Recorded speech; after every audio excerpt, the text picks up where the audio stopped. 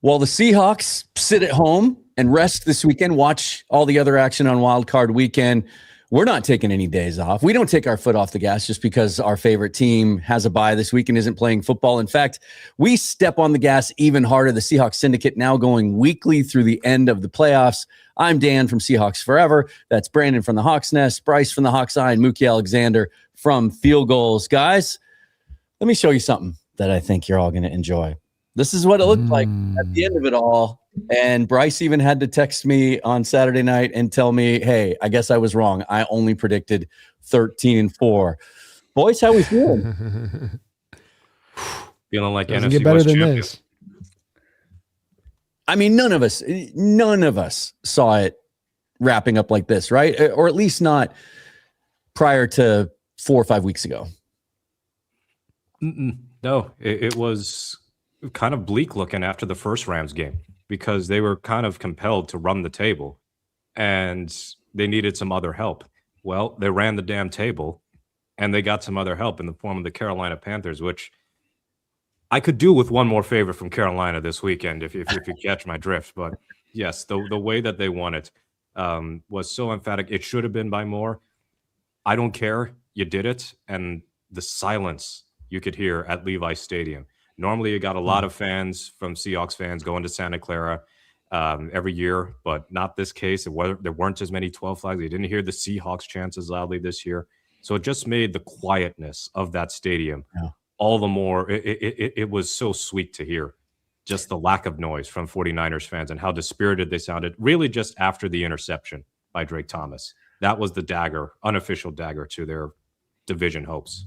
It is a really interesting aspect of postseason football. It's just harder for opposing fans to get the tickets. Sometimes you don't know who the opponent's going to be. Like right now, are there any, I would imagine any tickets being listed for sale right now are being bought by Seahawks fans because the opposing fans don't know if they're going to be here or not. And that's a quick turnaround to make those plans. You said they ran the table, and they ran the table by running the damn ball. Brandon, let's talk about that 49er win on Saturday. How good was it? How good did it feel to see that running game finally come together in exactly the way Mike McDonald told us it would all season long? He said, it's just a little thing here or there. It's going to come together. And it did. Yeah, I think that sometimes you hear coach speak, and we certainly have been through this through the years, where they tell you something and you're like, yeah, this is like a politician telling me that this is what you're intending to do. It just sounds good. It's going to make for a good sound bite.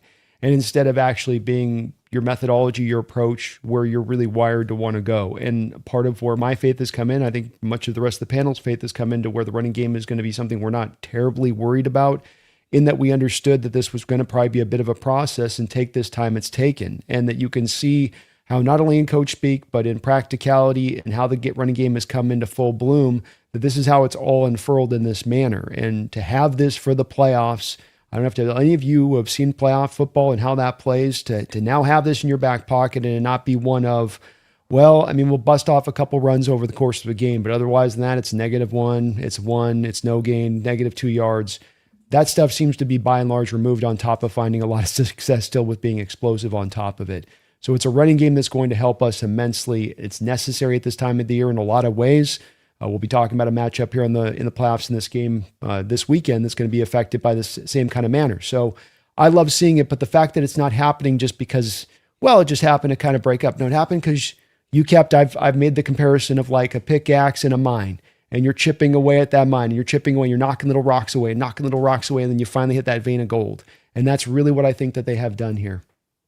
And Bryce, from a coach's perspective, and you coach offensive football, and I know we're both reading The Why Is Everything right now. I just picked it up again after a couple of weeks off. I'm about halfway through it now. So we're reading about the evolution of this scheme and how it came largely through the hands of Kyle Shanahan, but with some help from Sean McVay and all those other guys that casted characters along the way. But being able to run the football when it comes to playoff football now, and this scheme specifically, like, for this offense to be fully realized and as dangerous as it can be in the playoffs against good teams, it's crucial, right?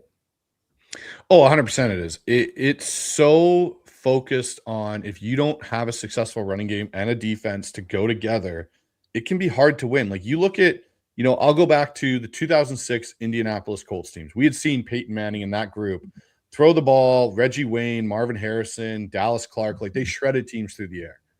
When they got into the playoffs, the one thing that surprised everybody was Joseph Adai and Dominique Rhodes being able to run the football. That got them back in the AFC Championship game versus New England at points. And then even in that Super Bowl down in Miami where it rained, you saw again, the run game was a factor. If you cannot run the football, you're going to struggle in the playoffs. And you look at Chiefs teams in the past few years with Mahomes that haven't had a comparable running game to go along with him. And that doesn't mean Patrick Mahomes being your leading rusher. It makes it harder to win football games. Philly wins football games last year in the Super Bowl. They run the ball. They play good defense. We've got a component of that now in a stellar elite defense. And it seems like our running game has teeth now and traction at the right time going into the playoffs where, again, as we all know it, we've all lived in the Pacific Northwest. It gets cold. It gets rainy. It gets windy. That is the whole purpose of having a ground game, and a good defense makes winning football games a lot easier in the playoffs. Mookie, I'll ask for your thoughts on the 49ers game in a little bit of a different way, because this felt different than just winning a game you had to win to achieve the things that they achieved by getting this one. This felt like, I don't want to call it a changing of the guard, but Seattle dominated this game from start to finish. As has been mentioned, the score should have been more. We know that. But it never really felt like the 49ers had a chance to come back in this one, even after the fumble to begin the second half, that somehow we were able to recover. If they had recovered that, even if they had tied the game, I think we all felt like that defense probably would have kept that offense down, given us a chance to come back and win that game somehow, some way. But the mystique of the dominance and the intimidation factor the 49ers used to have over this franchise is gone now, isn't it?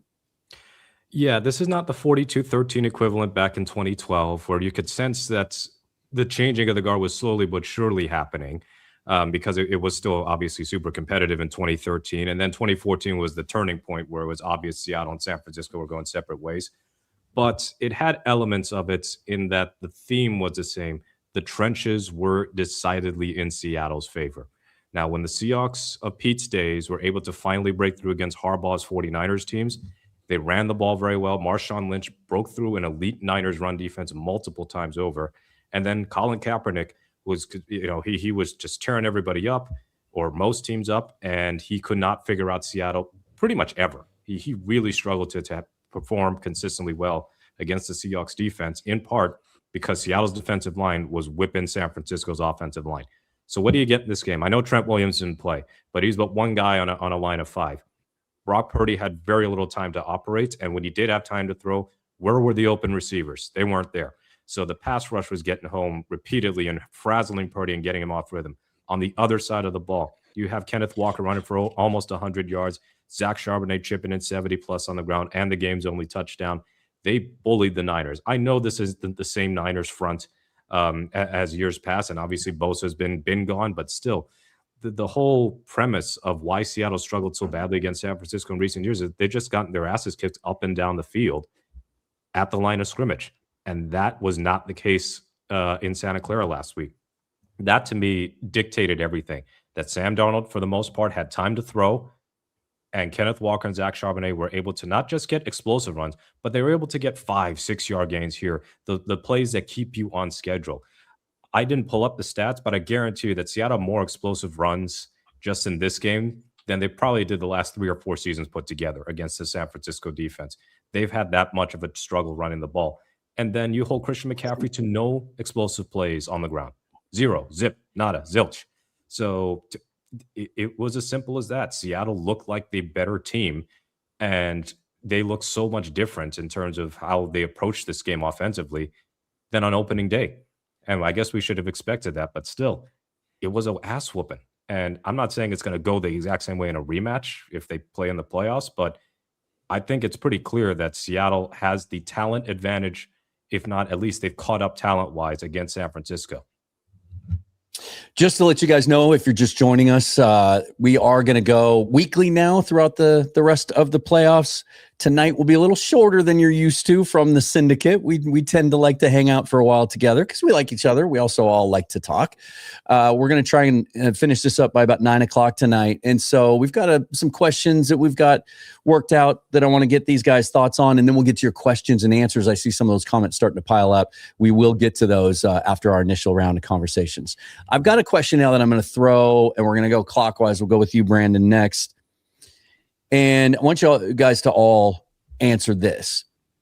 The Achilles heel and then the best thing they have going for them. So give me the thing about this team that gives you the most confidence that they can win the whole damn thing this year. And then the one thing that gives you pause and makes you doubt that they can. Brandon, go first. I think the thing that gets me that they're playing a brand of football that is timeless, and they're playing their best football and healthiest. If I can just kind of put all that together, that's just in my mind makes them a bit of a juggernaut heading in these playoffs, as you have teams that might have two of those three things, but not three of those three things, or one of those three things. And so I think that would be at the front of it, is that strength is such a great strength to have, because this is the ideal. This is how you draw it up, not to simply get the best record, not to get the best bye. But there's a lot of teams that run out of gas at this time of year, even getting that first round bye. I think we've seen that in Detroit, for instance, happen to them in the past. So to be in that position, to set this table up in that way, and then you use the word Achilles heel, which I think is a really good word to use, because like Achilles, who could go out there and be a badass and take everybody down, it's this one little small spot on the body that could be hit that can sort of upend it. And I certainly think that comes down to turnovers, not Sam Darnold, but turnovers. If you're walking into a playoffs and you're losing a battle 0-3 in a playoff game, like we've had at times this year and still yet won the game, I think that's probably a loss in the playoffs. You've got to find a way to at least draw the measure to even as far as the turnover battle goes. And that's all the way down the line to Sam and these guys with the fumbleitis stuff that's gone through this team at times. Bryce, how about you? Well, Brandon kind of took everything there in one swoop. So he leaves me not with a lot. This is where being in the middle of this kind of counterclockwise thing is just so unfair for me today with Mookie and Brandon on either side. On Hollywood Squares, right? I'm the worst square spot right now. But I'll go with this. So I think, the thing that gives me the most reason they can go, kind of to Brandon's point, you're running the ball well, but this defense this year has proved it can play against top offenses. It can hang with them. It can create pressure. It can create problems. The Achilles heel for me, and it's, I don't know how this will go over with everyone, is, in my opinion, Klint Kubiak in a way. And what I'll say about Klint, I knew those were going to be the next two words out of your mouth. And it's don't overthink it. Yeah. Don't get outside of your box that works and what you're doing well. Like we've seen that time in and time out this season. There are points where he will try and do something that he thinks the other team isn't expecting, and it more or less backfires on us. And, you think about if we're playing in the NFC Championship game and we're in that crucial moment, we're going down the field early, and we literally come away with 0 points because we get out of the formula. You run the ball well, stick with that. Don't try and, okay, now we're going to throw this play action on first down. And I get it. Sam could have thrown the ball away. The play was there. There's 1,000,001 things. Protect yourself from those type of mistakes in those games, because those can be the difference between going to a Super Bowl and potentially winning it and being out of the playoffs because of small things like that. Like, again, football is, in my opinion, a game that comes down to 4 or 5 plays throughout a game that'll determine if you win or lose if you come out on the majority of those. Plays like that, where you come away with nothing, can sometimes be one of those situations where that could end up costing you in the long run. So that's my Achilles heel. It's not that I don't like Klint Kubiak. It's not that I think Klint Kubiak, it's just a small part of Klint this season is where I kind of go, that's that small little Achilles heel. Next time I'll go diagonal. We'll start with you. But I kind of like Mookie going last, because no matter what the rest of us say, he always has something in that giant brain of his that can trump us all. Mookie, what do you got? That's why I have all the hair, the afro kind of conceals my head. Very, very short hair. Yes. Well, luckily, as long the Seahawks have stressed me out so infrequently this year that I'm not increasing the number of gray hairs that I already have. But anyway, the strength I see out of the Seahawks team, I know, is balance. But what I mean by that is there is only one team in the playoffs right now that has a top 10 offense by DVOA, top 10 defense, top 10 special teams. That's the Seattle Seahawks. Yeah. Seahawks are 10th in offense, so they're just on the precipice there. First in defense, second in special teams. Believe it or not, the team that's first is the New York Jets. So not everything went poorly for them this year. I know Seattle's offense kind of fell off toward the back end of the season, but they're still a good unit, and the running game improving the way it has, I think, can offset some of the lack of explosives that we're seeing in the passing game. And it's not to say that they can't return to being an explosive passing offense again, but it's just that I think that defenses might have figured a thing or two out of how to limit that. But this defense is fantastic. Balance really gets you a long way, and that's what happened with the Seahawks when they won the Super Bowl in 2013. They had a top 10 of everything. Offense, defense, special teams, and the offense was impressive given how many different offensive linemen they had to start that year. There's only one other team with a top 10 in everything by DVOA, and believe it or not, it's the Detroit Lions, who are not in the playoffs. So we don't have to worry about them. Now, my worry, I'm going to echo what Brandon said. It is the turnovers, and it's the timeliness of the turnovers because it has cost Seattle in every game. The San Francisco game, you fumble in San Francisco territory. JSN did that, and then you fumble in the red zone, which is what happened when Abe Lucas got driven into Darnold's lap. Game over. The Tampa Bay game, silly Jalen Milroe pitch play to Kenneth Walker, not executed well, takes away at least a field goal opportunity. Tampa Bay gets a touchdown the other way, and then at the end of the game, Darnold has the tip ball interception. Game over. And then the Rams game, self-explanatory. 4 picks by Darnold. 2 of them led to short fields and touchdowns. Another loss. So they're going to have to clean that up. Now, they had no turnovers against the 49ers this last game, but it wasn't without the scare of Jalen Sundell tripping Sam Darnold and Zach Charbonnet thankfully recovering that fumble. Yeah. It would have been charged to Darnold, which would have been, of course, harsh, but still, fumble's a fumble, and this team does fumble pretty much every week. So do I trust Darnold to not have another 3-4 interception game like he did against the Rams? I think so. I mean, he's had one of those games. But as far as the ball security, that's on not just Sam. That's on everybody. Barner and JSN in particular fumble multiple times. And even basically the running back position is the only position where I'm comfortable with the ball security of Cain and Charbonnet. So, yeah, just be better with the ball because we've seen that's the difference between winning and losing, whether in the regular season or the playoffs. Yeah, I think for mine, I'll try and keep them as brief as I can. My reason that I think they can win it all is a little bit more kind of big picture, psychological. They just the vibe, the spirit this team has about themselves right now. It's such a great mix of youth and veteran leadership that was brought in over this last offseason. And I think when you put young talent together with the belief that you can beat anybody on any day, that's a powerful, powerful formula. And we see the flip side of that. We see teams that are established, have been around a little bit longer, that doubt creeps in. I kind of think that might be what's happening with the Rams right now because there's really no other way to explain them losing 2 of their last 3 games after looking like the best team in the league through the first 11, 12 weeks of the season. And then the thing that makes me doubt they can win it, I'm going to go with Bryce on this one. I still don't trust Kubiak 100% in big pressure moments to make the right call. The decision to not run the football from the 1 on that first drive was just absolutely inexcusable. If this organization's history from their 1-yard line wasn't, I was going to ask if you had some PTSD on that, man. I was brutal enough. And it's not, but even this staff can remember being in New York last year. And what would they have 7 cracks at it from the inside the 5 and they couldn't get it in. This team's built for that. And they were gashing them in the run game on that first drive. You want to make a statement, establish yourselves and respect my authority. Like your first drive, you ram it down their throats from the 1, even if they stuff it, fine. It's the intention behind it. And it's the identity piece of it that I think is important to me. And I just think that's kind of the hurdle that he needs to get over. On that subject. I want to just add one thing to it quickly, Dan, with that point. Where has Charbonnet got most of his touchdowns this year out of the double digit that tied a Seahawk record? Yeah. Pretty much inside the 10-yard line with a solid goal line back. Why turn away from that and decide we're going to throw it now when we're on the 1-yard line? 2, you also have probably one of the best tush pushes right now in the NFL with AJ Barner. Right.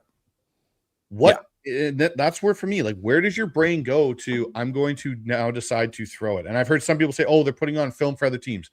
That's getting cute. Just get the ball in the damn end zone. And I'll add another one. Robbie Utes is finally becoming Robbie Utes. Like, he's on the field more. He's getting more snaps. He's blowing people up, and he was on the field for that play. Like, it just made no sense. Thankfully, they survived.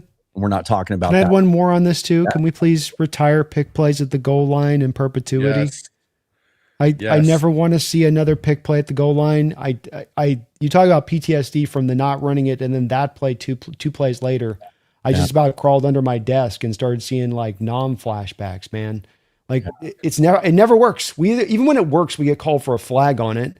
Like when it works, we end up getting called for the rub route, and they end up going that the guy. It never freaking works. Let's stop with it. Just no more. It does feel like we get called for the most OPI on pick plays, and we get beat by it the most.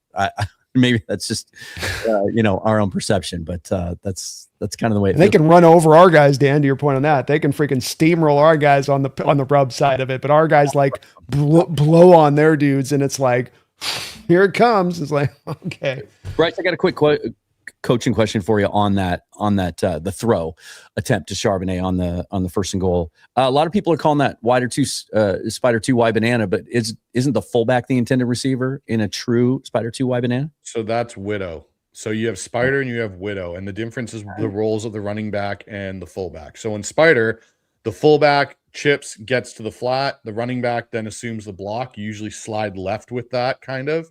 In this case, you're running Widow, which means now your fullback is full on blocking and your running back is now leaking out like Charbonnet did.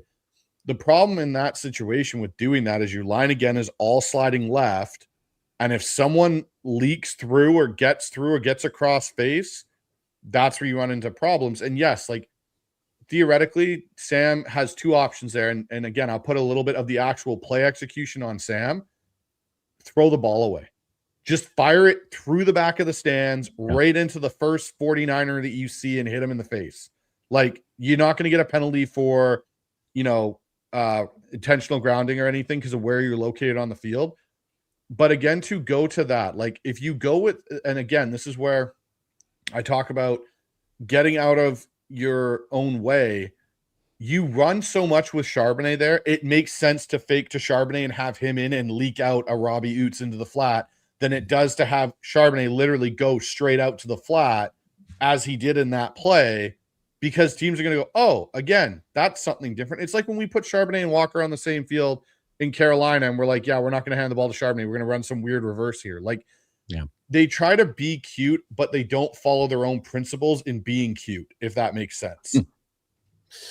Well, on that subject, we're going to give you some more time to talk about Klint, because I promised I'd go to you first on the next one, even though it's not diagonal now, but we'll skip down 3 spots. Klint Kubiak is all the rage right now. There's 8 head coaching openings. He has now been scheduled, or either has interviewed or is being interviewed by 6 of the 8. Baltimore today. I think Raiders was today as well. They're the latest to be added to the list. All right, Bryce, we'll start with you. And give me a 1 through 10, and then your justification for it. Stress level about the potential of losing Kubiak, because for everything I've said about why I think he probably wouldn't be the most appealing candidate out there when it comes to interviews, 6 out of 8, when there aren't a lot of offensive candidates in this pool, the odds don't look great right now. So your 1 through 10 stress level, and then your justification for it. 9.5 out of 10. I think he's gone. Personally, I think he's going to take a head coaching job, whether it's Atlanta. I think it's probably the front runner there, especially if they don't get a Stefanski or a Harbaugh. I think those are the 2 dominoes to fall now. And then I think Clint's gone. And the reason I say that is, to your point, the more teams that got added to this, Dan, this pool of open. And there could be more. There could be more, right? You never know. Yeah. And the lack of offensive-minded coaches to pull from is why I think he right now looks like the golden goose, is kind of the way it's looked. Like Stefanski's there and we get that. He's got the head, but he's, you got that. But then outside of Stefanski, who are you turning to as the next offensive-minded guy? Because Joe Brady hasn't got nearly the amount of buzz I think a lot of us thought he was going to get. I think he just got his first interview. Right. He just got his first interview. Klint, I think part of it is name. The Kubiak name, it's jumping onto the Shanahan and the McVay style of offense, which now he's the first one, I think, in some respects, outside of Kevin O'Connell, that people have seen it where it's been sustainable over multiple places. He's now gone. Minnesota, the offense is pretty good. And the other thing with him, the quarterbacking. You look at what he's done with Kirk Cousins when he was with Kurt in Minnesota. Then you look at what he's done with Derek Carr to a point when he was in New Orleans. Like, he's got some track record of quarterbacks. So teams that want to develop a young quarterback, again, is Klint. The one thing that makes my stress level even higher about Klint, yes, it sucks to lose the play caller and the offensive coordinator. I'm more worried of the ripple effect within the coaching staff. I'm more worried about losing a John Benton, a Rick Dennison, a Outen, Janoko, and all these other pieces that are involved. That's what worries me more because of how good our offensive line looked this year from where it's looked in the past. Yes, that's a Klint Kubiak thing, but it's also the coaching they got from Outen and Dennison and John Benton. And that's what I'm worried is he goes, we lose another, and we're searching not just for a new OC, but a whole staff of offensive coaches. I and feel Jake like Peetz has now got an interview. Yeah, I saw that today. I feel like with the process, the intentionality with which they went about it, how much McDonald wanted to lean into the scheme and commit to it, I think they're blocking those guys. If Kubiak gets a job elsewhere, they're just not going to let him take all those other guys that are under contract, assuming that those guys didn't sign 1-year deals. I think the Seahawks would be pretty aggressive in trying to keep some of those guys. Mookie, where are you at? I'm, as far as stress level, I think I'm about a 6 out of 10 right now. I'm not all the way there yet, if only because we have recent precedent of a known or a rising offensive coordinator who was interviewed by all these teams and opted to stay with his team. Now, he got fired the next year, but the point remains, all these interviews didn't necessarily translate to a hire. And that's Bobby Slowick from the Houston Texans. Yeah. And Slowick was interviewed by Seattle during Schneider's coaching search after Pete was gone. So I think he got 5 interviews, and then he opted to stay because Houston gave him a big raise, and he stayed on, and then the offense regressed, and he got Cain, and he went to Miami. And guess what? He's free again, folks. Now that McDaniel's gone. So there is that possibility that Kubiak, just because he's got all these interviews, doesn't mean A, he interviews well, or B, that he's absolutely going to be taking a head coaching job. I can understand the concern because more jobs open up than I thought. And I think a couple of things have kind of affected this. Baltimore losing the way they did and Harbaugh getting canned. And then Miami, maybe because they have interest in Harbaugh, deciding to fire McDaniel when it looked like he was going to be safe. So we got 8 vacancies right now, maybe a 9th or 10th, depending on what happens with, say, Buffalo or even Green Bay, because LaFleur's contract hasn't been extended yet. So I think one other thing when it comes to Kubiak that is a legit concern is if he does go, all the people that he could bring with him. So that's just to follow up on Bryce's point. He could take Dennison and Outen and all those guys, and then we got to start anew with an offensive coaching staff again, which figures the one time that we don't want a coordinator fired. We're not used to this. Like there's been one time ever that the Seahawks have had an offensive coordinator go to another team while under contract, and that's Mike Sherman after 1 year with Holmgren, and Holmgren called the plays, so Sherman was with Green Bay prior to that. Yeah, went to Seattle with Holmgren, and they went back to Green Bay. So that's kind of sort of like nobody cared too much. Mike Sherman was the offensive coordinator. This is different. Kubiak's produced results. As much as we just voiced some of our frustrations with him and the staff have been the best for Seattle in a long time. But with all that said, I'm not sure that he's a lock to take a head coaching job. And it could also depend on how far Seattle goes. Mm-hmm. Like if he wins the Super Bowl, if Seattle wins the Super Bowl, maybe he just decides, all right, I've done my part here. Let me go be a head coach.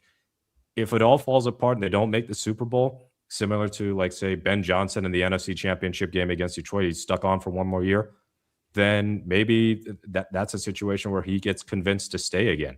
But it is certainly interesting times for the Seahawks offensive coaching staff to be in this much demand. No offense to Adam Dirty in his Cleveland Browns interview, but I sense a bit of Rooney Rule with that one. I don't think he's going to be a head coach just yet. But, we're probably going to be looking at a lot of Seahawks offensive assistants this offseason, maybe in danger of getting poached. I don't even put it past the defensive assistants like Carl Scott, too, to be possible defensive coordinators. So get ready for the brain drain of sorts for the Seahawks coaching staff. All the more reason to go win it all this year. It's one of the unintended consequences of winning. Everybody wants to steal a little bit of what you have, right? Brandon, where are you at? It's actually worse than where you guys are at, unfortunately, and I hate to be the bearer of bad news on this one, but to the point on Slowick, which is fine, and Ben Johnson's another one that gets kind of mentioned as a guy that sort of turned down the head coaching job. I always like to say on this stuff, you don't want to go to the anomaly or the outlier. If you go and you see a coordinator like this that's got 5-6 guys, 6 teams coming at him just right now at the front of this, it's more likely than not that guy's getting a head coaching job. It does not tend to be one that they don't when there's so many teams. It just takes one team. I think that's going to happen in this circumstance, considering the examples we have historically of this kind of situation playing out. I do also think that when you look at historically speaking, to your point on this, Dan, you don't get to keep the staff. They're going to go with them. You make the offensive line coach here an assistant head coach, and bingo bango, you can pull them out of the contract. There tends to be ways to pull this along. I think it's a little different when you're taking a defensive coordinator like McDonald was with the Ravens, and it was more about that Ravens organization established. You couldn't pull as many of coaches from that. But I just don't think that that's going to be an impediment. And why I say that this is worse is because the late. You can't give them all a new title. Some of those you guys. can't, but I think that you'll end up seeing them allow him to release. It's more of like, rather than it being that you don't have him under contract, it's more about the tendencies of teams. As if a coach like that who brought those guys in, you didn't have those coaches established here, and then he came in, he brought those coaches with him. I think that there would be a general way that you'd see in NFL history that those guys would then go with him when he went out. Maybe not all of them, but you're going to lose a good number of them with him. And why I say I think that this is worse is because of, just like Mookie said, this is going to be a late process and a late hour. You cannot interview a coach in person until the team is out of the playoffs. This is what we ran into with McDonald. So maybe you can see where I'm going with this, Dan, where everybody likes Mike McDaniel on this, but there's all these teams right now, they're looking for OCs. They're going to hire their head coaches potentially while we're still in the playoffs going through the run. Yeah. That means that, like we ran into the same situation a couple of years ago, we see Kubiak with a team that's like, man, we love him. Really like him. We just need that final in-person interview to seal it up. They get that final in-person. He clears it. You go into like a Super Bowl run. Now you look at the candidates that are available across the board, and there's nobody as viable as what Klint was this year. You're back to the same circumstances that led you into having to go down with Ryan Grubb. I don't think you'll make that same mistake again, but I think that that's why this has me more up in like a 9-8 kind of place as far as the worry goes, because that's where I see this really trending in a real way at this point. Those are great points. I'm going to go more in the 5-6 range for a couple of reasons. I do think, while to your point, he'll find a way to take some guys with him. I think the Seahawks will fight tooth and nail to keep John Benton. I think they've struggled for so long to fix that offensive line, and it's finally showing signs of legitimate improvement. He only has 1 year of history with Klint Kubiak. It's not like this is some tight relationship that goes back over decades. He's going to go wherever Klint goes. I think the Seahawks would fight really hard to try and keep him. But I also feel, for the first time in forever, really, that I can remember, and I count Dave Canales in this because I just didn't know what we had at the point, because he never even got a shot to call plays here. I feel like there's answers in-house. I feel like Andrew Janocko or Justin Outen would be an excellent candidate to take over the job and keep some continuity. And Jake Peetz, if he stays in-house, if he doesn't get the job that he's interviewing for, if any more prop up. Although I find it interesting that he wasn't even interviewed last year, wasn't even given consideration to get the OC job, even though he was already in-house. So I do think there are some answers in-house should that happen. I also think that of the current openings, I think the teams that I feel like are the best fit for Klint Kubiak aren't going to want to wait. They're going to want to get their answer, move forward, get the fan base energized. And he's not the kind of coach you hire to energize a fan base. He's the kind of coach you hire for his brain and his schematic history, and then you try to sell that to the fans, because he's not going to blow you away on press conference introduction day. The one wild card here, and we mentioned earlier, there might be a couple other openings. There's some speculation that if Sean McDermott doesn't win this weekend, he might be out in Buffalo, and Matt LaFleur may want out, or it might be mutual. There's been rumblings of that all season long. If the Packers were to lose in the first round, I think the Packers would be a really, really good fit for Kubiak. Not only scheme similarity, but Matt LaFleur's not a dynamic guy. He doesn't blow anybody away with personality. It's kind of like the culture of that area up there, right? And that community. It's just like a little more understated. I feel like Kubiak could be a really, really smart fit up there in Green Bay, and the timeline would fit because they might be more willing to wait because they have a little more stability. So. A couple of things are quick, Dan, just with it. Gary Kubiak, Ben have a real rich history, so it goes back more than just the stop there with those two guys. Ben's the likely guy to be gone.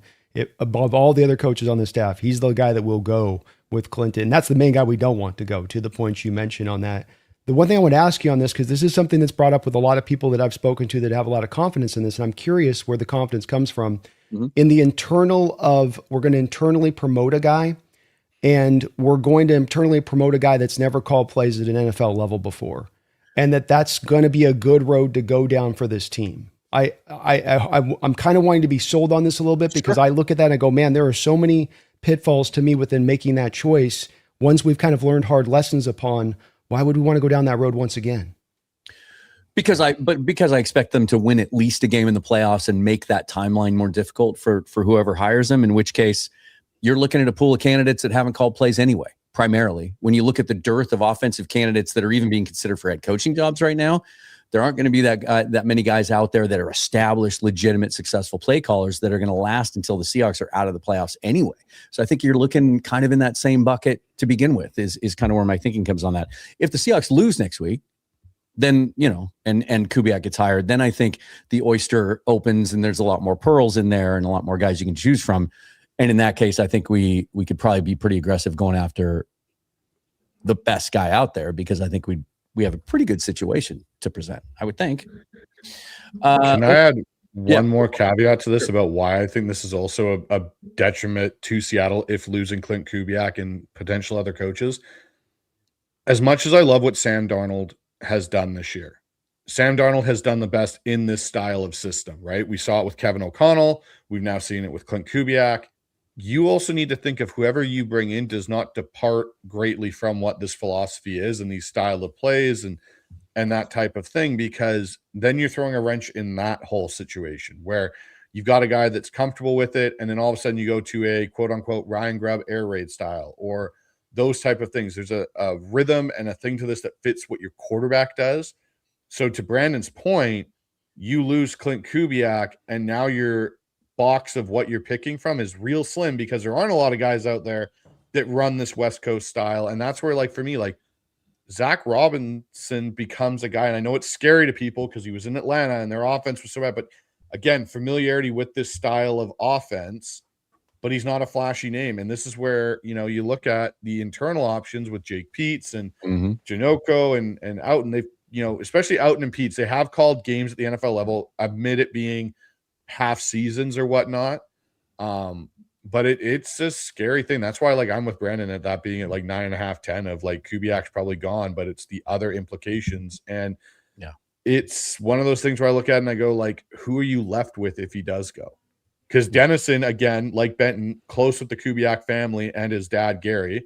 So those two are probably both out of there. And he brought Outen in because of their time in Denver. Like, it's a scary thing to think about. Like, yeah, we could win a Super Bowl, but how much does it, again, the Super Bowl is winning the ultimate prize, but where does this set our franchise back a bit because of the success we've had and the lack of offensive-minded guys in this year's coaching pool? Yeah, I see all that. I at the end of the day, if I'm going to stake my flag on anything, I don't think he gets one of these jobs. I just don't. I don't think he's going to interview impressively. I think the Seahawks are going to make a deep run, and other candidates are out there, and he's not going to move an organization enough to make them want to wait until the Seahawks are done with their playoff run. And then, maybe next year is a different story. He's never gotten a chance to prove back-to-back with the same organization that he can do it successfully or even make a leap. He's shown he can take a new offense and get him up to speed quickly. We saw that last year in New Orleans before the injury, certainly. And that's appealing on its own. But I just feel like maybe it's wishful thinking. But I think we're safe for another year with Kubiak. Let's do this because we do have to be out by 9 tonight, East Coast time. Sorry, guys, by 6 your time. I have to communicate that differently. Let's do this real quick. Give a shout out to our sponsor, Sleeper, and then we'll be back with your questions and comments up next on Seahawks Syndicate. Sleeper is the #1 fantasy sports app. It pays to know sports. Pick more or less on top players. Your first pick is on us, so start winning now. Play in Texas, Georgia, Minnesota, and 27 more states. Pick anytime across all sports, pregame or live. Over 10 million players are already on Sleeper. Make your picks count. Score up to 1,000 times your cash. Join today. Get up to $100 credit using the code FOREVER. Call your shot on Sleeper. Download now. Now, let me do this first. It showed my promo code there, but Brandon, they also sponsor your channel, The Hawk's Nest. If the folks out there want to give you credit for signing up, what's the promo code they should use for yours? NEST, Nest. NEST, there you go. How long did it take you to come up with that one? Man, I had to burn the midnight oil thinking that went up. Let's do some questions, comments. We got a super chat in here from Brenti Oendo. Did I nail that on the first try? $5 donation. Really appreciate that. They need to not allow interviews till after playoffs. It has potential to ruin vibes going into games we still need to win. They They have tightened these rules up significantly over the last few years. It used to be kind of the wild, wild west, and now only teams that have a bye, their coaches can interview, and then nobody can talk to our guys again until the 26th if we continue to play. I think they should shut it all the way down too. I agree with them. You shut it all the way down. Yeah, these teams should be punished for having to fire a coach for not making right hires. They shouldn't be rewarded on that. Or they got to get ahead of their process. I don't care about your process. Don't punish good teams because you have been bad, and that's what it does. Does it say more about the quality of coaches available, or about the wisdom or lack of wisdom of these organizations that are moving on from coaches so quickly? And then those coaches are immediately getting a plethora of other interviews. Mike McDaniel immediately lining up interviews. Raheem Morris has 2 or 3 interviews already just being let go by Atlanta. Stefanski, of course, in big demand. Harbaugh could go anywhere he wants to go. Is it the pool, or is it these teams are just dumb and this is why bad teams stay bad? I'll let anyone take that. Some teams are dumb, but I think they could tweak the rule that if you interview, you can be free to interview somebody who's out of contract. So like Harbaugh and Stefanski, you can take any team you want. But for guys under contract, I think they should change that rule even more. But yeah, it is unfortunate because it is a distraction. Let's face it. It is a distraction because there's really no other sport I can think of where they're interviewing assistants in the middle of a team's playoff run. So that's the sucky thing I think about all of this is how quickly teams want to jump on their offseason while impacting teams who are still having their seasons go on. It's another thing I think that plays into this Kubiak formula is I think he's a very cerebral, thoughtful decision maker. And you look around at some of these teams that have fired their coaches and how unstable they are. I don't think he's a kind of guy that's just going to take the first job offered to him. I think he's going to take an opportunity he feels good about. One of these could be that, but just about every one of them. That's a fat guaranteed contract, right? What's that? That's a fat guaranteed contract you're turning down in that turn down. Oh, for sure. It's about a $9 million a year difference at the low end of what head coaches make these days. It's more than that. It's a fully guaranteed it's like a $525 fully guaranteed versus the $800,000 you're making as an assistant. Yeah. I mean, that's why they all take the deals. We come back to it's very unusual for these guys to turn this stuff down because who would in that situation? It's like you're thinking it's ideally you'd like to, you're right. Think about the team. I don't think that even with a guy that's as smart as this guy, that really factors in when you're looking at that check in your fingers and it's got 25 and all of those zeros on the end of it and you're knowing it's fully guaranteed. Yeah. There's a lot of love in the comments for Mike McDaniel. He obviously would be a perfect fit as an OC for a million reasons, but I think he's going to get one of these jobs. I thought when he was first let go, he has such a quirky, unusual personality. It's not going to be everyone's cup of tea, but the fact that he's already stacking up interviews, I think, and the lack of offensive candidates in this group, I think he's going to get one of those jobs. He isn't getting the Washington job because that's already been signed, sealed, and delivered now, the Washington OC position. Did they make a hire today? They hired David Blau. Oh, they did. Wow. Talk about outside the box. Yeah. The former Purdue quarterback. Detroit was apparently interested in bringing him back. Yeah. So. Okay. All right. Interesting. I want to put this up there just to give ourselves a little pat on the back, but I don't think they know what they're saying in the same process. Addicted to Hawk says, if I could make a bet in Vegas, I would bet Seahawks Syndicate surpasses NFC West Roundtable in subscribers by week 3 to 5 next year. Great show. Well, we don't have our own channel, so we can't surpass them in subscribers. But that's Brandon's show too. You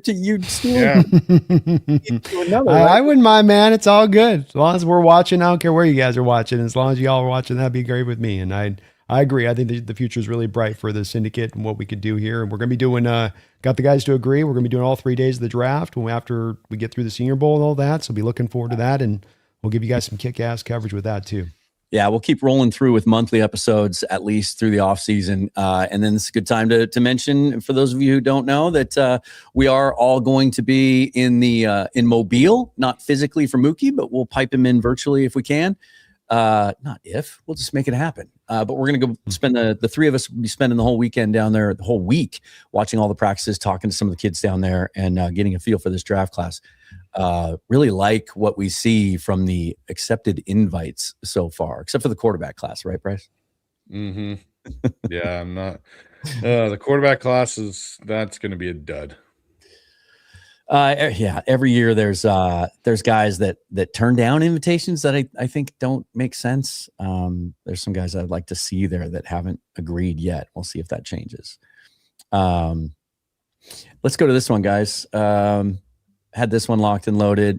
This could be anything. It could be an aspect of, some aspect of what they do schematically, or it could be or it could be something totally intrinsic, right? We'll start with you, Bryce. Oh, hey, you guys are switched around in this view. Don't know what happened there. Must be the order I added you in.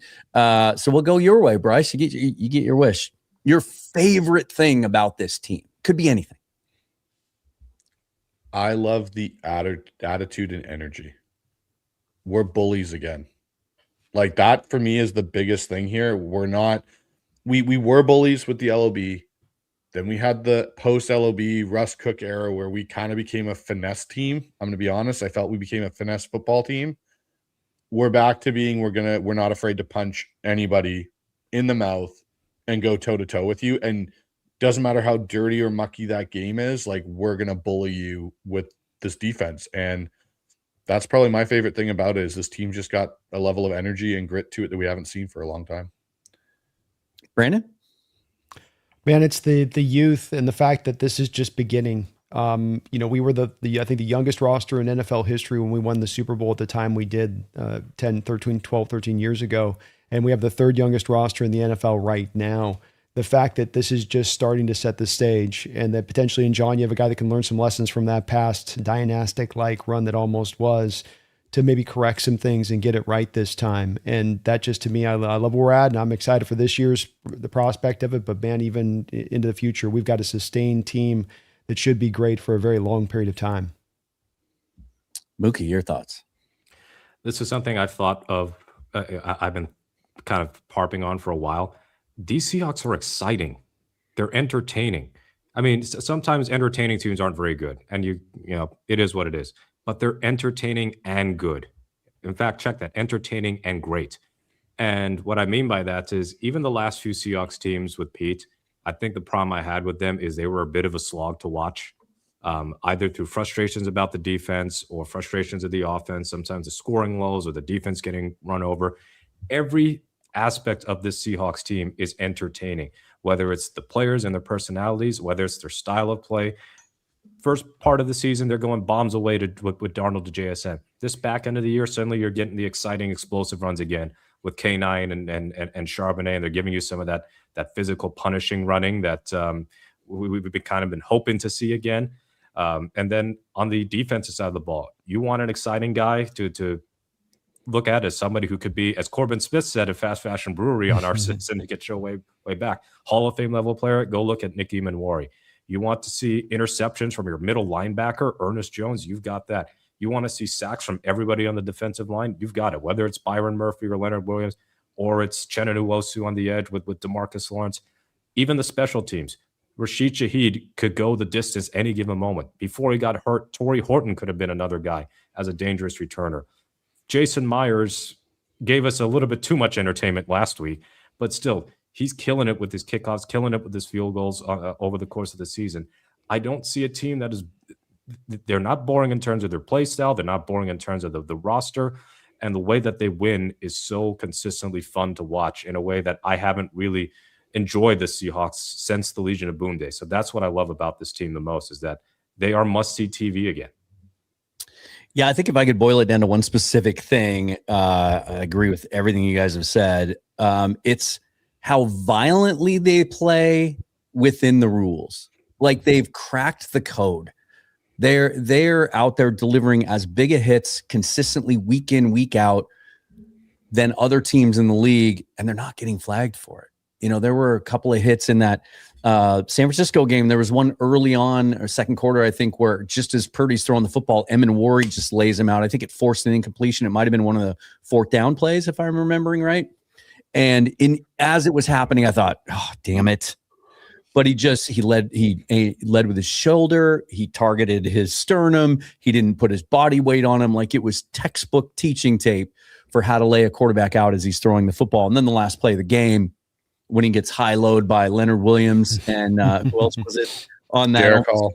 Yeah, almost. He gets his ragdoll. Brock gets some ragdoll God. animations going. That's as violent a hit as you're going to see a quarterback ever take anymore in the NFL without a flag like that. And those things take their toll. You know, I've talked about this quite a bit on my show the last couple of weeks. Maybe we've mentioned it here on the Syndicate, but a couple of years ago, the Detroit Lions were that team. And every year there's kind of one of them where they take such a toll on you physically that you're not worth a damn the next week. And that the records of the teams of the teams that play them after they play the Lions that year weren't great. I feel like this is kind of what that Seahawks team has become. And maybe that shows up this weekend, tomorrow in Philadelphia with a 49ers team that is still recovering literally, physically from that game, and then has to go play another really physical team in Philadelphia. We got to be out by the top of the hour tonight, and so we won't be able to take as many questions as normal with you guys, but we do have a super chat here I need to get to. Where to go? If I can remember how to use this stuff. Daniel W8620 says Bobby Slowick, he got short sticked in Houston. Yeah, we covered that. That was a strange case. He didn't even get another OC job. He's a quarterback coach somewhere, an offensive assistant, right? Thank you for the donation. Yeah, really appreciated that. Star faded quick on that. Not sure why. It wasn't his fault they didn't build a competent offensive line in Houston. Yeah, right. He was with Miami, I think. So guess what? Everybody's free. Darrell Bevel's free to hire. Hey, he was on that legendary, I think it was 2010 or 11 in Washington for the then Redskins. It had all those guys on the same staff, right? Yeah. Slowick spent a season on that same staff too, as like an intern or assistant or something. I think he was like 12 years old at the time. Addicted to Hawk says, Mobile, Alabama. Do you guys all have a big bag of Red Man or some other brand of chew for spitting when you're there? Teasing, kind of. That's how you scout. That's how you scout. It's that or Zen. You got to have one of the two in your mouth at all times. You're scouting, and a big wad at that, so you can really look the part. I'll tell you the best part about Mobile is Alabama costs of living. Like, we've looked at going out to a nice dinner one of the nights we're there, and I'm like, it's a palatial, like top of the view, panoramic view restaurant. It's supposed to be the nice place in town. We're looking at the menu. We're like, that I can get a filet for that. So looking forward to that, boys. Brenty Oendo, Atlanta and Titans kind of scare me with Klint having an affinity for the South, being closer to home and nice weather, but the other teams don't seem like the ones he'd immediately commit to. I feel like the quarterback situation would play a big part in his decision-making. Atlanta's tricky. I mean, we don't know what to make really of Michael Penix yet. How far along is he in his recovery? And with all the injuries, is he as mobile, or will he be, as Kubiak likes his quarterbacks to be? Titans is interesting because we love Cam Ward, right, Bryce? Oh yeah, love Cam Ward. I will say this: I think the Falcons are more enticing to Kubiak because he doesn't have to press Penix back into playing. He knows what he's got with Cousins, regardless of the mobility factor or whatnot. He knows I don't think he's going to be there though. They just redid that deal, but if Klint comes in, and they go with Klint, and part of Klint's thing is I want to have a guy that knows my system to at least get it off the ground. Yeah, that might make Atlanta a little bit more enticing to him because you've got. He was his OC in Minnesota. Yeah, that's exactly it. And you've got Bijan Robinson and that running game that's there. You've got some of those. They've just I think, to me, if I was to rank the Klint Kubiak opportunities, I think Atlanta's number one. Mm-hmm. Interesting, but maybe this is a curveball. I haven't confirmed this since this comment came in 6 minutes ago. But if this is true. If Atlanta is looking for someone they can lowball, well, if he's making $1.5 million or $2 million from the Seahawks, maybe they sweeten the pot, come back with a little bit of a raise. If Atlanta's looking to lowball someone, then it's not as simple, maybe, at least in that case, Brandon, of what you're talking about, where it's just too much money, life-changing type money to turn down. If that's the way Atlanta thinks they're going to approach this coaching cycle, they should have probably kept Raheem Morris. And I couldn't believe they let him go as early as they did anyway, because finally, after years and years and years of trying to put some pieces together on defense, they've had a couple of really cool drafts there. They've got some young dudes with speed. They're threatening guys in the pass rush. It just seemed like really odd timing to let. Well, I think too, there's a variance at play here. Mike McDonald at the same coaching high cycle there got a 550, right? So he's making $10 million a year. Harbaugh's asking for $20 million a year right now, reportedly. So this is also inflation prices coming in hit. And while it might be only $4 million, it's also the multi-year aspect of the deal and the fact that coaching contracts are fully guaranteed. So let's just say it's a 416. You're $16 million versus $750,000 on a 2-year deal. And I'm not sure the assistant contracts are guaranteed necessarily. Yeah. That's a big difference as far as, and you don't know if you're going to get that opportunity back for the $16 million swing next year. It sounds nice in theory that you will, but we were just talking about Bobby Slowick. Go ask him about that. Go ask Monken, who in that same cycle of Slowick being this hot to trot guy was the same guy that also looked like he was on the same path. So neither of those guys may not even have an OC job, much less head coaching opportunity now going into the future. And that's where I come back to I just think, and maybe I'm being a hard ass on this, but I just think that ends up being ultimately the driving force in these decisions more than, is it the right landing spot? Is it the perfect destination? Do I have all the right pieces in place? Would I be served a better another year to wait? I just think that all goes out the window at that point when they look at that money and they go, yeah, that's generational wealth. I'm going to go with that. Yeah, easy for me to say that 1.5 million to 4 million is not that big of a difference, right? Well, and that 4-year deal, it's like it's 16. It ain't 4, then it's 16. Because I guarantee you, Raheem didn't sign a 1-year deal. Yeah. He signed probably a 3 to 4 year contract, and 5 years seems to be the standing rate for coaches when you sign to a contract. Now, I think Pete got a 5-year as well. That's why they're paying him $40 million now as he's walking out the door. Not a bad little retirement package for Pete. Not a bad golden parachute. Yeah. Not bad at all. 3 years with a team option for it. I think we should all apply for the Raiders gig, because there's nothing I would love more than to get hired, earn millions of dollars, and then get fired and not have to worry about money for the rest of time, because they will be paying me for years to do nothing. I think there's some coaches playing like 3 guys, Mookie. There's some team I think that's got like 3 guys still on the hook that they're rolling through because of that. I forget which one, but there's somebody out there I want to say that is going through. Well, the Raiders are the team that's got Antonio Pierce. They've got John Gruden. They've got Pete Carroll, McDaniels and McDaniels too. Oh. And Chip Kelly. They've got 5 there, Brandon. They went over. That's where the Raiders are at. They're like paying out. Good thing that move to Vegas has Mark Davis flush with cash for the first time in his. Now, Tom Brady's going to be the Michael Jordan of owners in Arizona. Football. Yeah, I was reading about this earlier today. Arizona, I think, is paying. Yeah, they're doing the same thing too. Yeah, because Wilkes and Kingsbury and Gannon now. But what? Here's one thing I just want to talk about on that Raiders story quickly before we get out of here. That whole story about Pete's kid, as the O-line coach, that is nuts to me. And apparently that goes back to why John almost left in 2017 when he was looking at the Detroit job, was because of the amount that Pete's kids were involved in what was going on. And John was like, this needs to stop. And then kind of they were like, no, you get the draft back, John.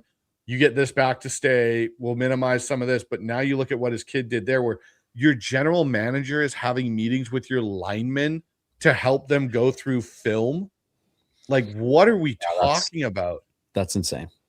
That is insane. I'm glad you brought up Zach Robinson earlier. I think he'd be my favorite guy. Maybe he's my number one right now. Same coaching tree, and he got a 2,000-yard all-purpose season out of Bijan Robinson. He finally unlocked Kyle Pitts. He got a big year out of Drake London, even though he missed some games, and that was with a uncertain quarterback situation. So I think I'm surprised he's not getting. Like yeah. So, all right, guys, we got to run. We will be back. We're sorry for keeping it so short this week, but plenty of long, rambling Seahawks Syndicate episodes in the future, because we're here to stay, and we're going to come back every week now through the playoffs. And then when we head down to Mobile, Alabama, it's going to be every day. So you're going to get sick of us. I'll tell you that right now. Guys, we try to do this every week, and we kind of suck at it. So we're gonna get this down. We should practice this before we go live, maybe. But first of all, the cadence. Let's do it like this. Go Hawks. So it's like that, right? Go Hawks. You got that down? We're gonna go 1, 2, 3, and then say it on what would be 4. We're gonna go Lethal Weapon style. Ready? 1, 2, 3. Go Hawks. No. Okay. Not even close. We're gonna work on that. It's almost there. We're going to work on that. Thank you guys all for watching. A bunch of you in here. It's been spread out throughout our 3 channels. That's me, Brandon, and Bryce. Be sure to subscribe to whoever you're not subscribed to. If you aren't at the moment, support us all. It's the best way you can support our channels. And then Mookie, the managing editor of Field Goals. It's the best website out there for staying abreast of everything going on with the Seahawks news and analysis. Guys, we'll see. Quick update. Give me one upset, guys. One upset from this weekend's wild card action. Oh, Dan. Okay. I like the Packers in the 7-2 matchup against the Bears. Mine too. I really do. I Yeah, think Packers. I think assuming Jordan Love can play there, I like him in this one, and I think it's too soon. Too soon for Caleb. Not ready for the moment. Triple doink Packers game-winning field goal. I'm out in the quad. I'm out in the quad. I see it the same way. Okay. So it'll be Packers Seahawks if we're all right next week. But the best way to get ready for that will be to join us again next week for the Seahawks Syndicate. We don't have any theme music or anything to play us out. So we're just going to say good night. Thanks, everybody.